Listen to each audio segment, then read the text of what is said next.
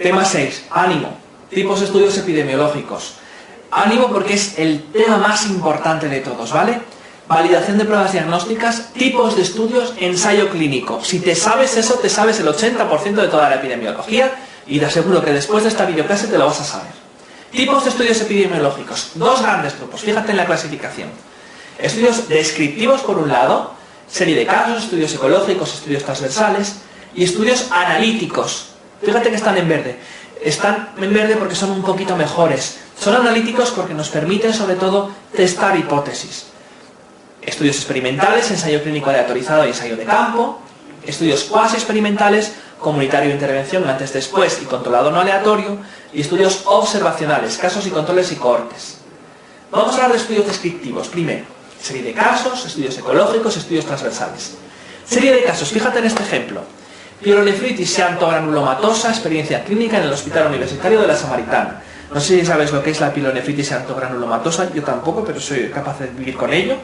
Pero fíjate, es un ejemplo muy descriptivo de lo que es una serie de casos. Uno coge 2, 3, 4, 5, 7 casos de la enfermedad que quiera, la que quiera, fíjate esta rareza, y describe por qué los individuos están enfermos, si son hombres o mujeres, si son mayores o niños, si tienen la hipertensión, la tensión alta o no, si tienen diabetes, si se mueren o no se mueren, si se trataron con un fármaco o con otro. Describen, ¿de acuerdo? Describen datos generalmente epidemiológicos, demográficos, basales de los sujetos.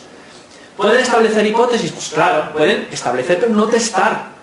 Si yo tengo 5 casos de pielonefritis xantogranulomatosa y en los 5 he visto que son mujeres, puedo decir que es probable que la pielonefritis xantogranulomatosa se asocie al sexo. ¿Puedo confirmarlo? Para nada. ¿Con una serie de casos? Nunca. Estudios ecológicos, cuidado. Cuidado, porque los estudios ecológicos tienen peligro, sobre todo por el nombre. Porque no sé por qué, y nos pasa a todos, cuando uno lee estudio ecológico, se imagina un ecosistema, con un río, con un arcoíris, con un Bambi saltando, y no. En estadística y en epidemiología, un grupo ecológico es un grupo de gente, generalmente es una agrupación natural de población. Y los estudios ecológicos se refieren a grupos. Colegios, provincias, ayuntamientos, países, continentes, planetas, grupos. Es muy importante en este tipo de estudios que la información que tenemos es de todo el grupo, pero no individual. Por ejemplo, imaginaros un estudio, imagínate un estudio en el que comparamos, en el que vemos la incidencia de accidentes de tráfico en España en el año 2010. ¿Bien? La incidencia o la tasa de accidentes de tráfico en Alemania. Tenemos además el consumo de alcohol en España y el consumo de alcohol en Alemania. Y lo comparamos, ¿vale? Y vemos, por ejemplo, que la tasa de accidentes de tráfico en España es mayor y que además el consumo de alcohol es mayor. No sé si es mayor o no, ¿vale? Es un ejemplo. Lo comparamos. ¿Podemos establecer que los accidentes de tráfico se relacionan con el consumo de alcohol? Hombre, por este estudio solo no. Y un paso más. ¿Sabemos si los individuos que tuvieron el accidente de tráfico habían bebido o no? ¿Con estos datos? No. Tenemos los datos globales de la población de España de consumo de alcohol y los datos globales de la población de España de accidentes de tráfico, pero no conocemos de ninguna manera la exposición individual de cada uno de los individuos que forman parte de los grupos. Y por eso, este ejemplo es un típico estudio ecológico. Estudios transversales y estudios de prevalencia. Fíjate en la imagen, una tijera. Se llaman también estudios de corte.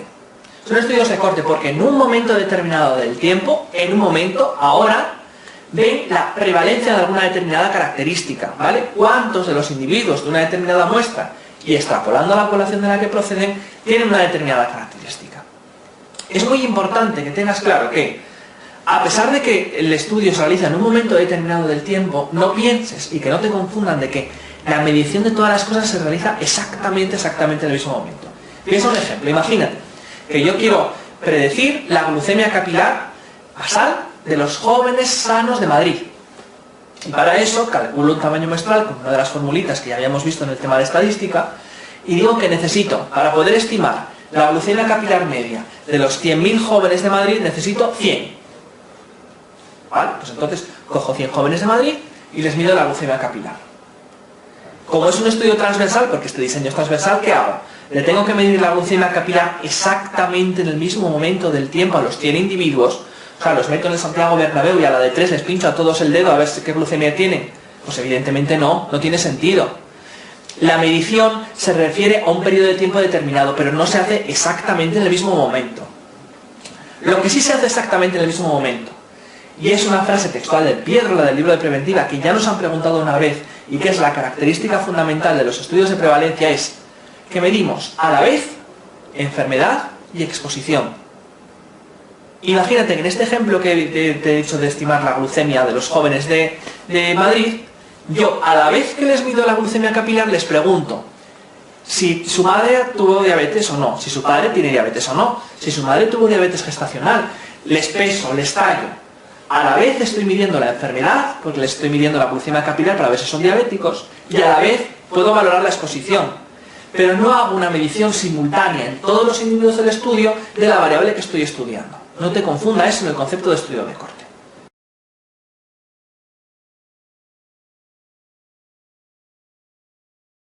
MIR 2001-2002, típica de un estudio de prevalencia. Usted está interesado en conocer la prevalencia de una determinada enfermedad en una población. ¿Qué tipo de diseño deberá aplicar para realizar dicho estudio de forma óptima? ¿Qué tipo de estudio? ¿Serie de casos, transversal, de intervención comunitaria, revisión retrospectiva de casos comunicados, estudio prospectivo de corte? Evidentemente un estudio transversal.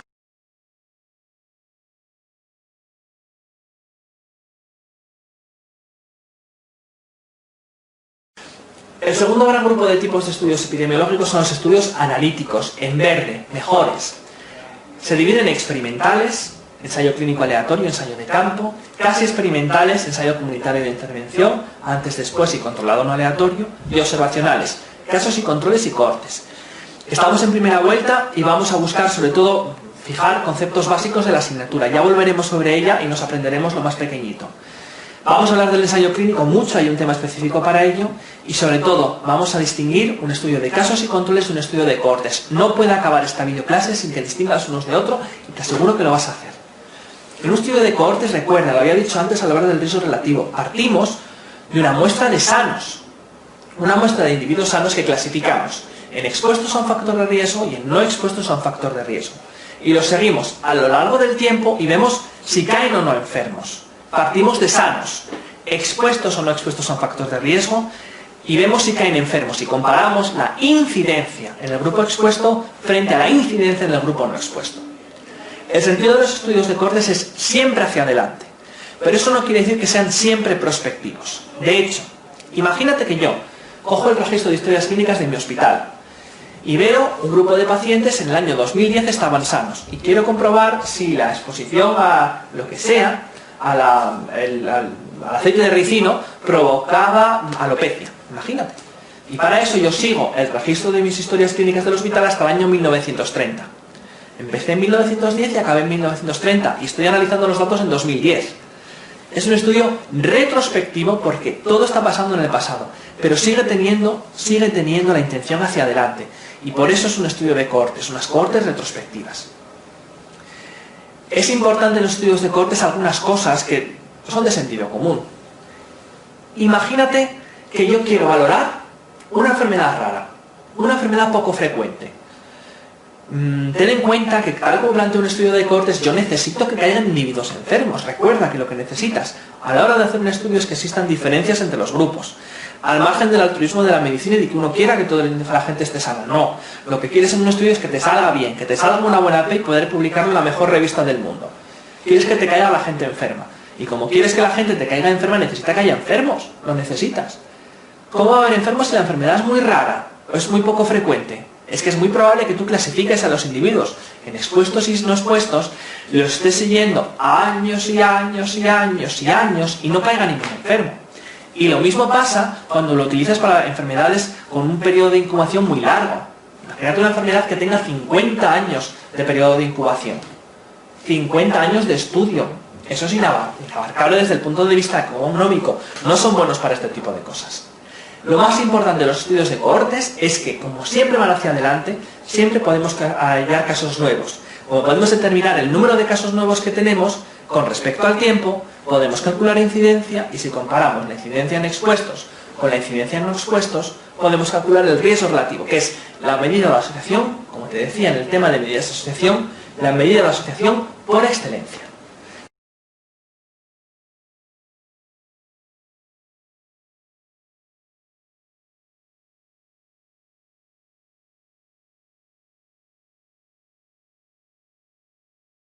2009. ¿Cuál de las siguientes es una ventaja de los estudios de cortes? ¿Cuál es una ventaja? Son adecuadas para estudiar enfermedades con largo periodo de inducción. Para nada. Son generalmente menos costosos en tiempo y dinero que los estudios de casos y controles. Luego hablaremos de casos y controles, pero los estudios de cohortes, todo estudio que tenga una intención hacia adelante y que necesite seguimiento, es más caro. 3. Son útiles para medir los efectos de exposiciones infrecuentes en la población. Pues sí, sí son útiles para medir los efectos de exposiciones infrecuentes, sí. ¿Por qué? Porque yo puedo buscar a los individuos con esa exposición infrecuente. Yo puedo ir a buscar a los individuos que han estado expuestos a la atmósfera lunar y ver si eso se ha asociado o no con la aparición de cáncer, sí. Porque voy a ir a la base de datos de la NASA y coger a los astronautas que han hecho paseos lunares. Es un estudio absurdo, lo sé, pero como yo inicio un estudio de cohortes clasificando en expuestos y no expuestos, puedo buscar a los expuestos de la manera más inverosímil y más rara posible. 4. Son muy adecuados para estudiar las causas de enfermedades infrecuentes. Para nada. 5. La aleatorización de la exposición. No creo que haya hablado de la aleatorización en un estudio de cohortes, ¿verdad?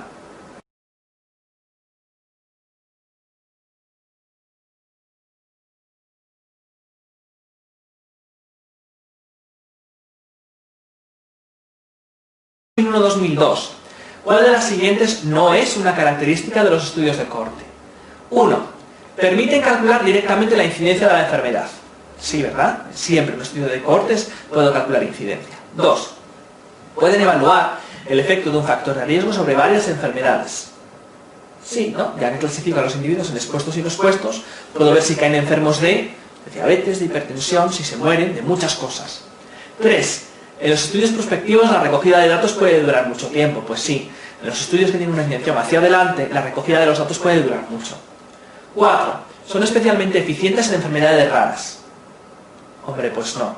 Ya hemos dicho que si tengo que esperar a que me aparezca una enfermedad, que es lo que quiero para que mi estudio salga, y la enfermedad es muy rara, es posible que me pase años y años y años y años siguiendo y que en realidad la enfermedad no aparezca, con lo cual no encuentro diferencias en el grupo expuesto y no expuesto y mi estudio no haya servido de nada. 5. Evitan el sesgo de memoria que puede ocurrir en los estudios de casos y controles. Luego hablaremos de sesgos, pero sí, los estudios de casos y controles tienden a tener más sesgos con estudios de cohortes.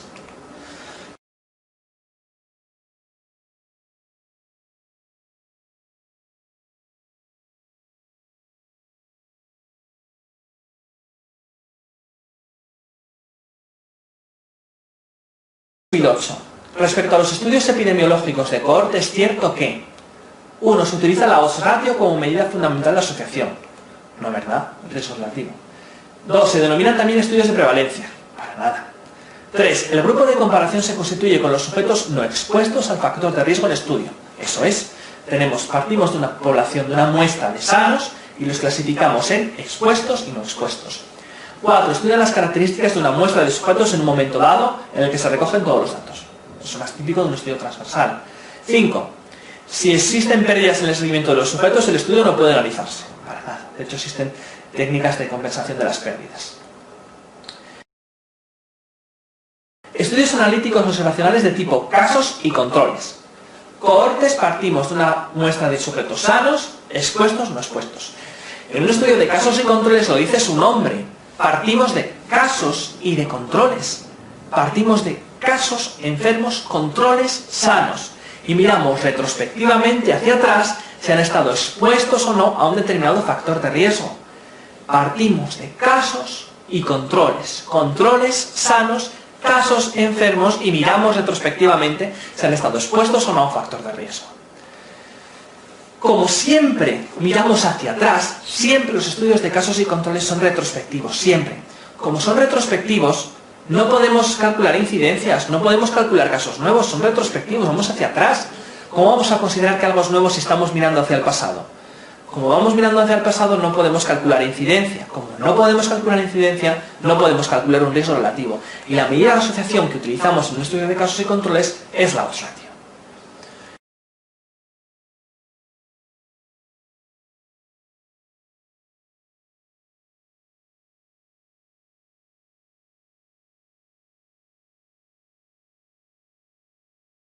Importante, 4 veces repetida en el examen, 2000-2001, 4 veces y conceptualmente importante. ¿En qué circunstancia la odds ratio o razón de probabilidades se aproxima al valor del riesgo relativo? 1. Cuando la prevalencia de uso del factor de estudio es elevada. 2. cuando se trata de una enfermedad poco frecuente, 3, cuando se trata de una enfermedad crónica, 4, cuando el diseño del estudio es experimental, 5, cuando se trata de una enfermedad aguda. La odds ratio y el riesgo relativo se aproximan en su valor cuando se trata de enfermedades poco frecuentes, o lo que es lo mismo, cuando la prevalencia de la enfermedad es baja. Fija este concepto importante. La odds ratio y el riesgo relativo se parecen mucho cuando la prevalencia de la enfermedad es baja o cuando hablamos de enfermedades poco frecuentes.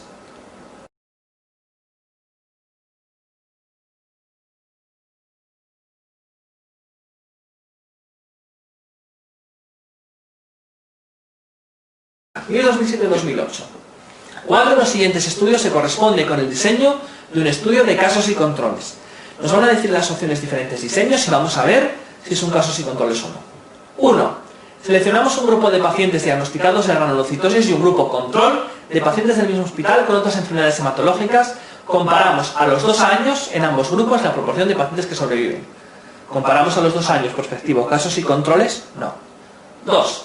Seleccionamos un hospital en el que han ocurrido una serie de casos de legionelosis y como control otro hospital sin ningún caso.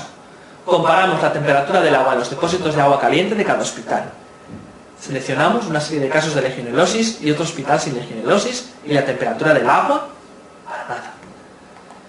3. Seleccionamos un grupo de diabéticos e hipertensos en tratamiento con enalapril y otro grupo con las mismas enfermedades en tratamiento con diuréticos. 2 grupos de tratamiento. Comparamos en ambos grupos los valores de proteinuria después de 6 meses de tratamiento. Prospectivo. ¿Casos y controles? Nunca. 4. Seleccionamos una muestra de sujetos que han tenido un resultado positivo en un control de alcoholemia mientras conducían. Calculamos en este grupo la prevalencia de cardiopatía isquémica sintomática. Para nada. 5. Seleccionamos un grupo de pacientes diagnosticados de infarto agudo de miocardio, casos, y un grupo seleccionado de forma aleatoria procedente de la misma colectividad sin infarto, controles. Comparamos en ambos grupos la proporción de pacientes previamente expuestos a determinado antiinflamatorio no esteroideo. Perfecto. Seleccionamos casos, seleccionamos controles y miramos hacia atrás si han estado expuestos o no a un tratamiento antiinflamatorio.